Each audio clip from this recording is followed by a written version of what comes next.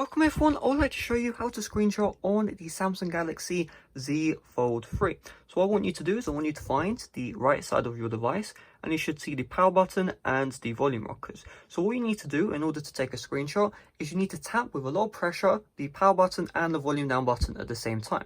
The reason why I said a lot of pressure is because the volume down button requires a lot more force than the power button, and if you just press the power button it's just going to lock your device. If you only press the volume down button it's going to change the volume down. So I recommend you use your index and your ring finger in order to do this, your middle finger even. And so we'll just tap on it and then boom, a screenshot has just been taken. If you're doing this for the very first time, it may ask you to allow access to the gallery. That's where all your photos are saved. So you just tap on allow and you'll be good to go. So let's have a look at that photo. It should be in the gallery application.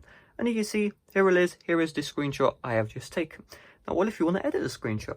So we'll just take another screenshot and you have fast options. So we can crop right here and it just allows us to crop the image as we want. And then we also have some editing tools as well. So you can see we have the draw button and we can just, just do some drawings. You can use your finger as well if you want to, but if you do have the pen, I can't remember what this is actually called, but if you do have this pen, you can use this. And then you also have the eraser tool where you can erase stuff out. And then you have the undo, redo, and then you have the share option and then the save. So if you forget for whatever reason to edit your photo and your screenshot even, and you want to do it again, just take another screenshot. All right, so we'll just try that again. There we go.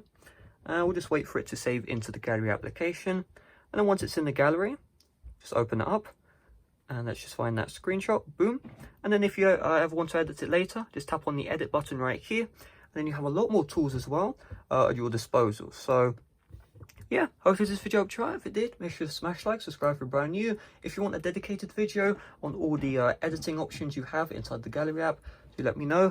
And yeah, see you guys later. Bye bye.